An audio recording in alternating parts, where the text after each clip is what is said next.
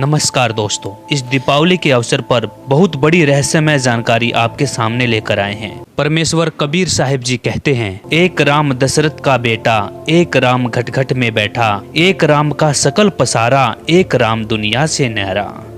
दोस्तों, आखिर कौन है वह सबसे बड़ा राम जिसकी भक्ति करने से हमें मोक्ष प्राप्त हो सकता है? क्या भगवान राम की भक्ति करने से हमें मोक्ष प्राप्त हो सकता है या नहीं? जानिए शास्त्रों के आधार पर। आखिर भगवान राम को किसके श्राप से राज्य छोड़कर वनवास जाना पड़ा तथा सीता जी को युद्ध करके घर लाने के बाद भी घर से निष्कासित करना पड़ा? इस रहस्यमय जानकारी के लिए देखिए पूरी वीडियो। आओ इस दिवाली कुछ नया करें। इस दिवाली पटाखों को ना कहें। इस दिवाली जुआ सट्टे को ना कहें। हर बुराई से दूर रहें और कुछ नया करें। इस दिवाली हम आपके लिए कुछ नया बताने जा रहे हैं जिससे आपका जीवन ही बदल जाएगा। तो सबसे पहले ये जानते हैं कि दिवाली मनाते क्यों हैं। त्रेता युग में श्री रामचंद्र जी के वनवास से अयोध्या लौटने की खुशी में दिवाली मनाई जाती है। लेकिन क्या आपको पता है दिवाली सिर्फ 2 वर्ष ही अयोध्या में मनाई गई, क्योंकि 2 वर्ष पश्चात सीता जी को श्री राम ने घर से निकाल दिया था। उस समय वह गर्भवती थी। इस फैसले से अयोध्या गमलीन हो गया था। अयोध्या वासियों ने 2 वर्षों तक दीपावली और दशहरा मनाया था। उसके पश्चात बंद कर दिया था कि जिस देवी के लिए रावण मारा गया, आज वह फिर से कितने रावणों का कष्ट झेलेगी। दिवाली खुशी का प्रतीक है। जब राजा और रानी अलग अलग हो गए तो न दिवाली राजा को अच्छी लगे और न प्रजा को।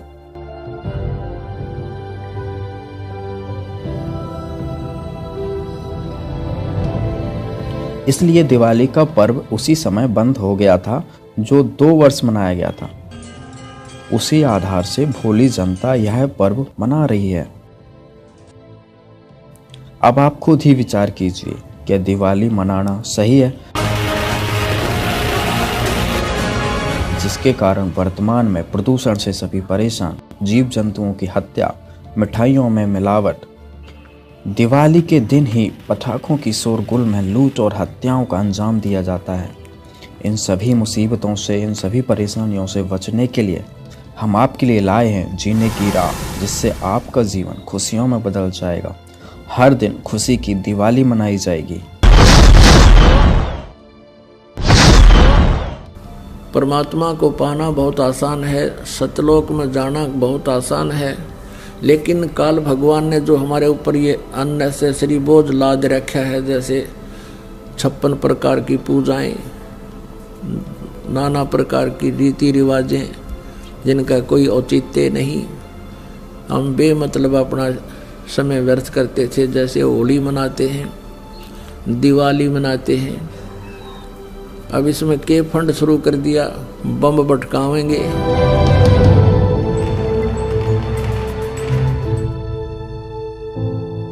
कितना प्रदूषण हो जाता है। किसी की आंख में डाला, आंख फूट गई, किसी के कपड़े जल गए, किसी के खेतों में पूड़ियाँ जल गई, किसी का घर में आग लग गई, और प्रदूषण निरा।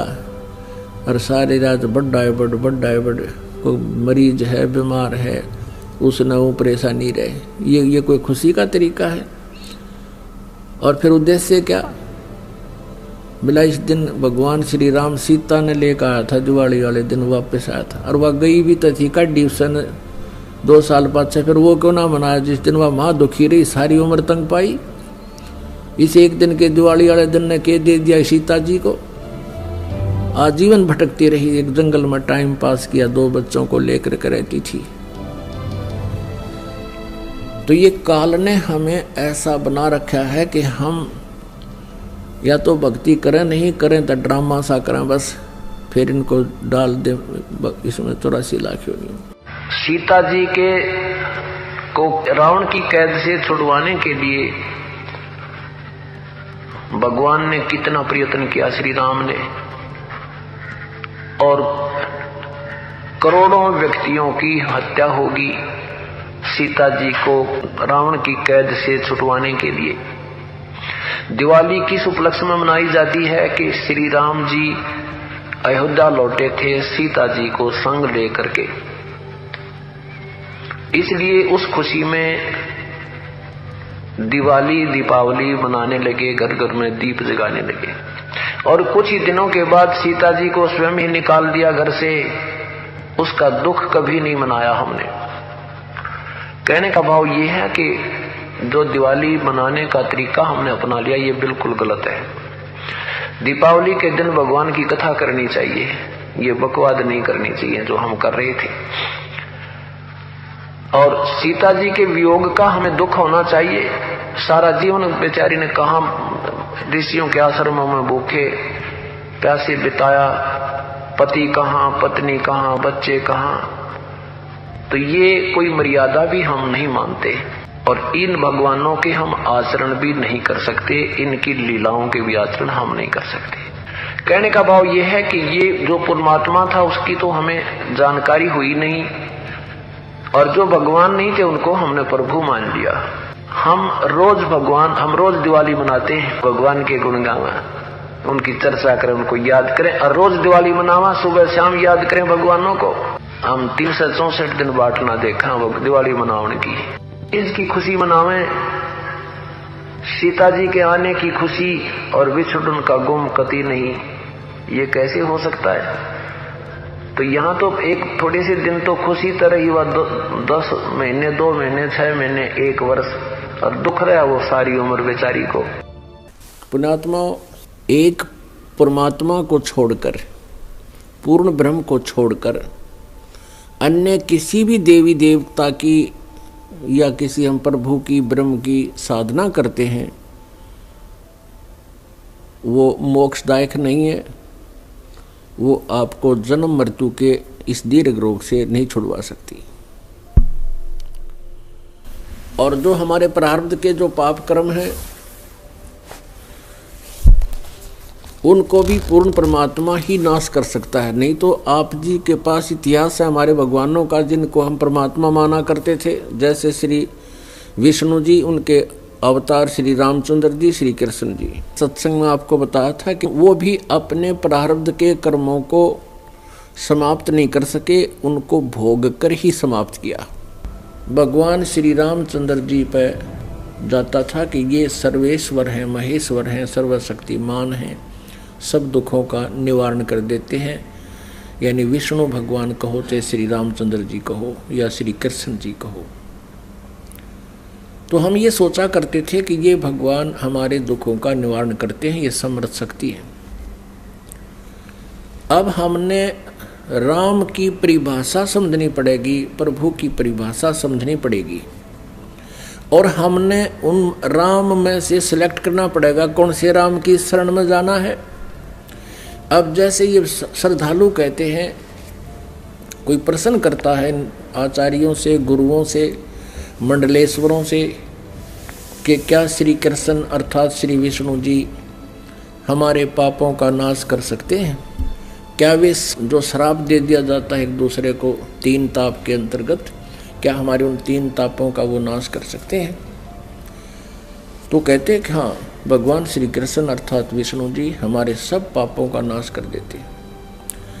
और प्रमाण के लिए कहते हैं, गीता जी अध्याय नंबर 18 के श्लोक नंबर 66 को बोलते हैं कि सर्वधर्मान परित्यज माम एकम शरणम व्रज अहम तवा सर्व पापे भव मोक्षामि मा शुच। पहले तो उनको ये पता नहीं कि गीता जी का ज्ञान श्री कृष्ण नहीं, श्री कृष्ण में प्रवेश करके ये ब्रह्म बोल रहा है, सरपुरुष बोलता है। और व्रज का माने आना नहीं होता, जाना होता है। अब गीता ज्ञान दाता सरपुरुष है, ये ब्रह्म है, और ये परम अक्षर ब्रह्म की शरण में जाने को कहता एकम। एकम माने जिसके बराबर दूसरा ना हो, अद्वितीय। उसकी शरण में जा, उसकी शरण में जाने से फिर तू मेरे सतर की जो पूजाएं हैं मुझे छोड़ दे, ये ब्रह्म कहता है। फिर मैं तुझे यहाँ कुत्ते गधे सूअर यानी कष्ट नहीं दूंगा, मैं अपना कर्जा चुका लूंगा। तो यहाँ पुण्यात्मा विचार करने की बात है कि श्री कृष्ण जी और श्री रामचंद्र जी और श्री विष्णु जी अपने श्राप को, अपने पाप को, कर्म दंड को नहीं समाप्त कर सके, नाश नहीं कर सके, उपासकों का कैसे कर देंगे वह? जैसे श्री विष्णु जी को श्राप दिया था नारद जी ने, और ये श्राप दिया था कि नारद जी के मन में विवाह कराने की प्रेरणा होगी, और उसने देखा कि राजा की लड़की का स्वयंवर था, और उसमें लड़कियां अपनी मर्जी का पति अपनी इच्छा से सिलेक्ट करती थी, और राजा लोग बैठ जाते थे वहाँ सामने आके। नारद जी ने विवाह कराने की सोची, और फिर सोचा भी मेरा विवाह कौन करेगा, मैंने तो कचकोला कढ़ा रखा है, इतनी मोटी चोटी सिर पे, और शकल भी ठीक को ना। तो उसने सोचा कि भगवान विष्णु से उनका स्वरूप ले लेता हूँ। एकांत में जाकर टेलीफोन किया, याद किया, श्री विष्णु जी प्रकट हो गए। नारद जी ने कहा भगवान मैंने विवाह करवाना है और आप मना मत करियो, आज पहली बार आपसे कोई वस्तु मांग रहा हूँ, मुझे आप हरि रूप चाहिए, मुझे हरि रूप चाहिए, अर्थात आपका सुंदर स्वरूप मुझे दे दे। श्री विष्णु जी ने कह दिया तथास्तु। अब उसका बंदर का मुंह लग गया, बंदर का, हरि माने बंदर भी होता है। अब उसने सोचा नारद जी ने कि आज तेरे सुंदर कोई नहीं सभा में, और जाकर बैठ गया कुर्सी पर जच के। अब वह लड़की आई वरमाला लेकर, सामने देखा बालू बैठा। अब वह एक कदम पीछे से होकर आगे चली गई। नारद जी ने सोचा शायद लड़की की दृष्टि नहीं पड़ी मेरे ऊपर है। वहाँ से उठकर एक और खाली चेयर थी दूसरे लोग, वहाँ जा बैठा। जो वहाँ से भी लड़की आगे निकल गई, नारद जी कहने लगे भाई यह अंधी है क्या? और दूसरे तो बोला, साथी ने उसको यो दिखा दिया दर्पण, अगर देख अपनी शकल तो देख ले, हमने डर लगे तेरे थे। तब उसने देखा जब दर्पण यानी अपनी शकल देखी, उसने बिना गिनती की गाली दे दी विष्णु भगवान को नारद जी ने। और उसी समय विष्णु जी आ गए और विष्णु जी के गले में वरमाला उस लड़की ने डाल दी। तब नारद जी ने विष्णु जी से कहा कि तू सचमुच धोखेबाज है, जैसे आज मैं एक औरत के वियोग में रो रहा हूँ, एक जीवन तू सारा अपनी पत्नी के वियोग में रोएगा, तुम्हारा कभी मिलन नहीं हो पाएगा। उसी श्रापवश श्री विष्णु जी श्री रामचंद्र रूप में अयोध्या के राजा दशरथ के घर जन्मे। युवा होते ही विवाह हुआ, सीता जी के साथ विवाह होते ही वनवास हुआ। वनवास में तुरंत ही कुछ ही वर्षों के बाद सीता जी का अपहरण हुआ और रावण के साथ युद्ध हुआ। युद्ध के बाद घर ले आए सीता जी को, और एक धोबी के व्यंग से सीता जी को घर से निकाल दिया। आजीवन श्री राम और सीता जी का मिलन नहीं हुआ। पुण्यात्मा, भले ही श्री रामचंद्र जी अयोध्या का राज करते थे, लेकिन जिस व्यक्ति का परिवार कहीं हो, उसकी पत्नी कहीं, बच्चे कहीं और वो कहीं, वो सपने में भी सुखी नहीं हो सकता। और अंत समय में जब उसने पता चला कि मेरे पुत्र लव और कुश यहाँ पर हैं, उन्होंने भी उससे नफरत होगी और उनसे बात करना पसंद नहीं किया। और सीता जी भी पृथ्वी के अंदर समा गई, उसके दर्शन तक नहीं किए। पुण्यात्माओं, वैसे तो हम देखो ये भगवान माना करते थे, हमारी आंखें बिल्कुल बंद हो चुकी थी ज्ञान वाली। सीता जी को जब युद्ध के बाद घर लाना चाहा था श्री रामचंद्र जी ने, तो ये कहा था कि मैं परीक्षा लेकर घर चलूँगा, यदि तू परीक्षा में सफल होगी तो मैं मान लूँगा तू निष्कलंक है, रावण से तेरा कोई संबंध शारीरिक नहीं हुआ, और यदि तू परीक्षा में सफल हुई तो खत्म हो जाएगी। क्या परीक्षा दी थी श्री रामचंद्र जी ने कि अग्नि में बैठा दी थी सीता जी को, आग लगा दी थी चिता बना के, और ये सोच लिया था कि यदि ये कलंकित होगी तो जड़ मरेगी टंटा कट्टे, और सही होगी निष्कलंक होगी तो जीवित रह जाएगी। तो सीता जी जली नहीं थी, परीक्षा में सफल हुई थी। उसके बाद फिर आकर के एक धोबी ने कह दिया, अपनी पत्नी ने कुटा था, वह कहता 2 दिन उस तो दुखी होकर अपने चली गई होगी मित्र प्यारी अपनी सहेली के यहाँ। और जब वो वापस आई तो उसने रात ने कुटा था और ये कह रहा था कि मैं ये दशरथ का बेटा रामचंद्र नहीं हूँ जो 12 वर्ष रावण के पास रही और फिर उसको अपने घर पे रखे बैठा है। उस समय राजा लोग एक विशेष न्यायकारी होते थे, भेष बदल कर अपनी नगरी में घुमा करते थे, कोई व्यक्ति दुखी तो नहीं है। तो रामचंद्र जी ने कान ला कर सुना तेरा जिक्र कैसे हो रहा है। उसने 2-3 बार दोहराई ये बात, इस बात पर कि मैं निंदा का पात्र बन गया हूँ सीता को घर ला कर। अगले दिन सीता को निकाल दिया कि मैं दुनिया की व्यंग नहीं सुन सकता और जाइए आप, मैं नहीं रख सकता आपको, आप रावण के पास रही हो। अब फुटे भाग हमारे इसे भगवान थे हमारे, गर्भवती पत्नी और अकेले निकाल सुबह भाग जाए यहाँ से, अरे कलेजा फटन हो जाता है। आदमी अकेला निकाल के देखो, वो तो एक औरत की जाति थी, कहाँ जंगल में जावे, और कहते हैं झाड़ झाड़ बैरी होता है स्त्री का। और ये थे हमारे भगवान, ये थे इनके करैक्टर, इनको हम कहते हैं मर्यादा पुरुषोत्तम। यह क्या मर्यादा थी भाई, एक गर्भवती पत्नी को और घर से निकाल देना, कितना मरो चाहे जीवित, ये तो कितना कट्टर स्वभाव होगा उस व्यक्ति का। अब कहने का भाव ये है पुण्यात्माओं, श्री रामचंद्र जी को जब पता चला, उसने अश्वमेघ यज्ञ करी थी, घोड़ा छोड़ दिया, लव कुश ने पकड़ दिया, रामचंद्र जी के छक्के छुड़ा दिए।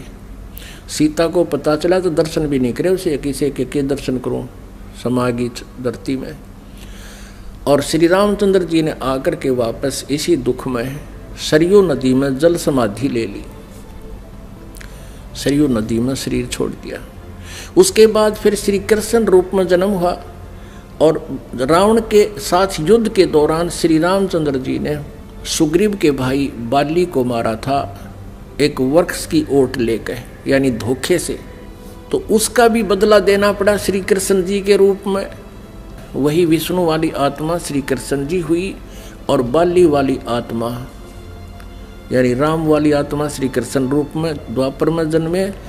और बाली वाली आत्मा एक शिकारी बना और उसने एक विषाक्त तीर बनवा लिया और श्री कृष्ण जी के पैर में तलवे में तीर मार दिया विषाक्त, जिसके कारण उसकी मृत्यु हुई श्री कृष्ण जी की। श्री कृष्ण जी ने जब पूछा उससे, उस पारधी से, शिकारी से, शिकारी ने भगवान से कहा कि हे राजा, हे राजन, मेरे से गलती धोखे से आपके पैर में तीर लग गया।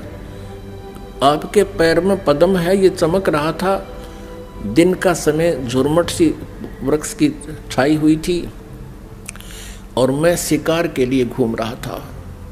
आपके ये पद्म की रोशनी मुझे लगा जैसे मृग की आंख है हिरण की, मैंने धोखे से गलती से तीर मार दिया और ये तो विषाक्त है, अब आप जी नहीं सकते, मुझसे धोखा हो गया, गलती होगी, माफ़ करो, क्षमा करो।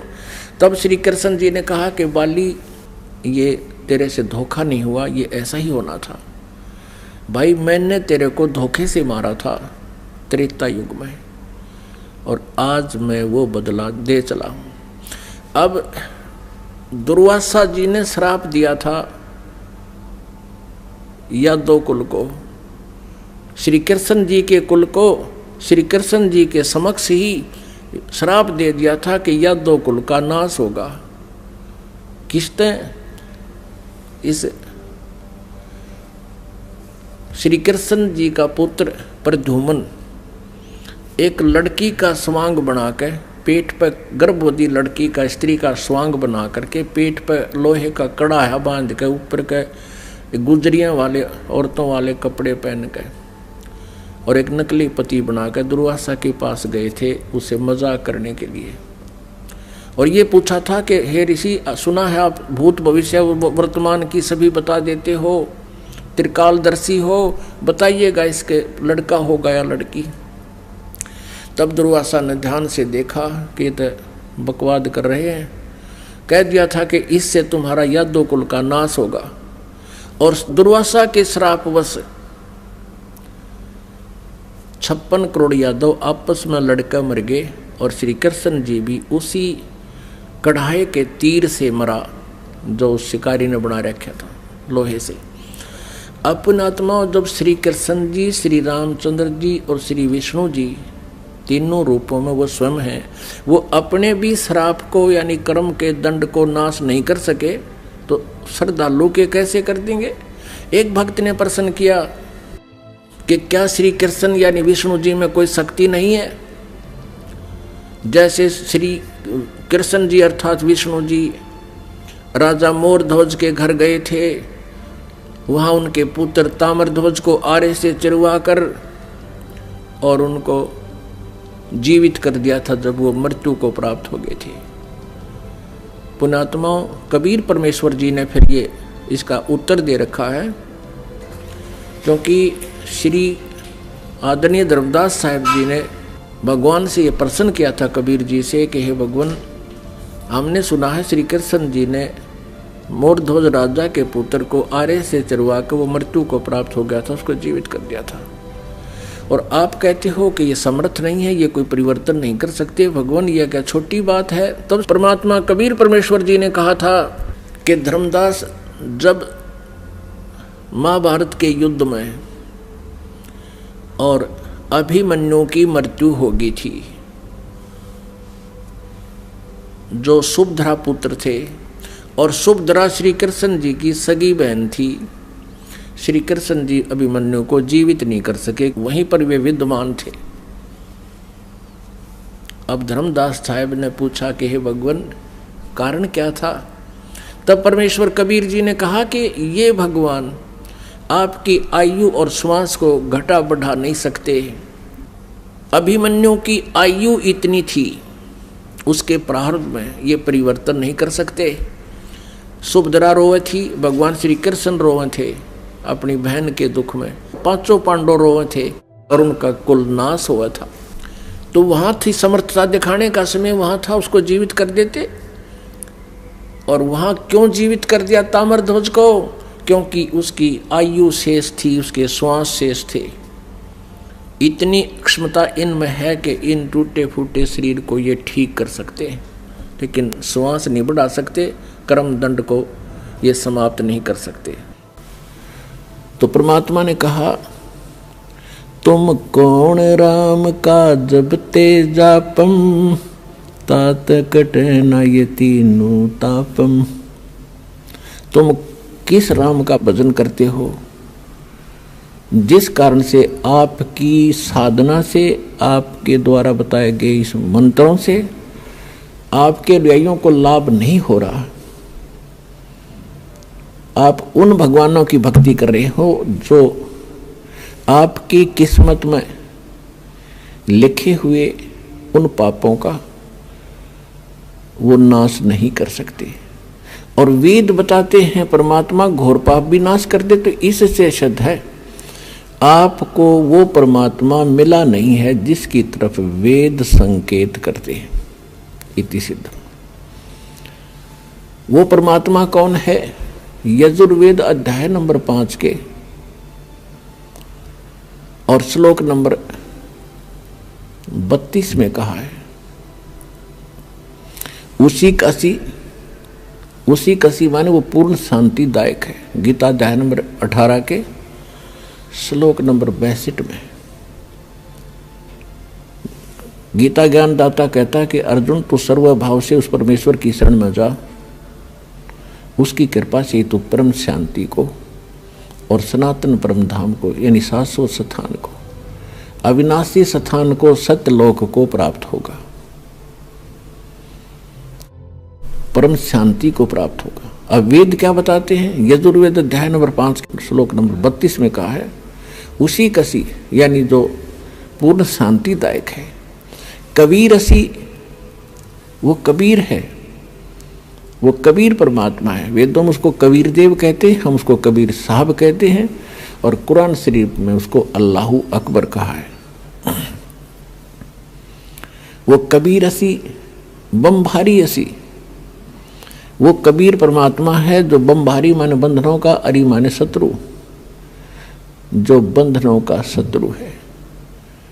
अंगारी असी जो पाप नाशक है, पापों का शत्रु। अग माने पाप, अरि माने शत्रु, जो पापों का शत्रु है, जो पाप नाशक है। और बंभारी जो कर्म बंधनों, जो हमारे, क्योंकि हम संस्कार से यहाँ फंसे हैं, हमारे संस्कार यहाँ पर हैं, तभी हम उन संस्कारों से जन्म मृत्यु में लगे हुए हैं। कभी किसी से हमारा संयोग है, किसी के हम पुत्र बन गए, किसी की पुत्री बन गए, किसी के पति बने, किसी की पत्नी बने। तो ये संस्कार हमारे जो हैं, इनके कारण हम बंद में हैं। और ये काल की बंद है, कैद है, बंदी ग्रह है। तो फिर परमात्मा खुद बताते हैं कि बंदी छोड़ हमारा नामम, अदर अमर है अस्थिर ठामम। अमर करूं सतलोक पठाऊं, ताते बंदी छोड़ कहाऊं। अमर करूं, तुम्हें यहाँ सदा के लिए सुखी कर दूंगा, जन्म मृत्यु से रहित कर दूंगा, तुम्हारे सब पापों का नाश करूंगा, सब संस्कार और बंधन यहाँ से समाप्त कर दूंगा, इसलिए मैं बंदी छोड़ कहलाता हूं। अनंत कोट ब्रह्मांड में बंदी छोड़ कहाँ आए, सो तो एक कबीर हैं जो जननी जने नमाए। आदरणीय गरीबदास साहिब जी गांव छुड़ानी जिला झज्जर वाले हरियाणा वाले को परमात्मा मिले थे। 10 वर्ष की आयु थी तब उनकी। किसान के घर जन्म था, जाट जाति में, खेतों में अपना पशु चरा रहे थे, गौवें चरा रहे थे। वहां परमात्मा आए सतलोक से, जैसा उनके नियम में है, अच्छी आत्माओं को मिलते हैं, उनको अपने ज्ञान से परिचित कराते हैं, सतलोक ले जाते हैं। तब उनको सचमुच वो एकदम दृश्य सारे सत्य महसूस हुए और परमात्मा ने उनके अंतःकरण में वो यथार्थ ज्ञान योग उनका खोल के और वो फीड कर दिया था, यथार्थ ज्ञान उनके अंदर भर दिया था। परमात्मा के ज्ञान से, परमात्मा के से प्राप्त दिव्य दृष्टि से गरीबदास साहिब जी ने फिर बताया, अनंत कोटि ब्रह्मांड का एक रति नहीं भारे, सतगुरु पुरुष कबीर हैं ये कुल के सिरजनहार। यानी हमारे सदग्रंथ बताते हैं कबीर इज गॉड, आंखों देखा वो महापुरुष बताते हैं Kabir is God. Who Kabir, वो कौन कबीर? अनंत कोट ब्रह्मांड का एक रति नहीं भारे, सतगुरु पुरुष कबीर हैं ये कुल के सिरजनहार। हम सुल्तानी नानक तारे दादू को उपदेश दिया, जात जुलाहा भेद न पाया वो काशी माहे कबीर हुआ। अब स्पष्ट भी कर दिया कि हु कबीर, जो काशी में जाति जुलाहा धानक रूप में रहा करते थे, वो है वो भगवान सिरजनार। गरीबदास साहिब जी कह रहे हैं कि मुझे और इब्राहिम सुल्तान अधम एक मुसलमान राजा था इराक देश का, उसको और आदरणीय दादू साहिब जी को, आदरणीय नानक साहिब जी को हम सुल्तानी नानक तारे और दादू को उपदेश दिया, जात चुलाहा भेद नहीं पाया वो काशी माहे कबीर हुआ। अब स्पष्ट कर रहे हैं गरीबदास साहिब जी कि मुझे पार किया, दादू साहिब जी को पार किया, नानक जी को पार किया। अब दादू साहिब जी को परमात्मा ऐसे ही मिले थे जैसे गरीबदास साहिब जी को मिले थे। तो उन्होंने कहा था, जिन मुझको निज नाम दिया सोए सतगुरु हमार, दादू दूसरा कोई नहीं ये कबीर सिरजनहार। दोस्तों, आप भी अपने घरों में रोज खुशियों के दीप जलाना चाहते हैं तो आज ही विजिट करें हमारी वेबसाइट www.jagatgururampalji.org और डाउनलोड करें निःशुल्क पुस्तक जीने की राह। जीने की राह पुस्तक आप फ्री SMS द्वारा भी मंगा सकते हैं। निःशुल्क पुस्तक मंगाने के लिए व्हाट्सएप या SMS करें हमारे निम्नलिखित नंबरों पर।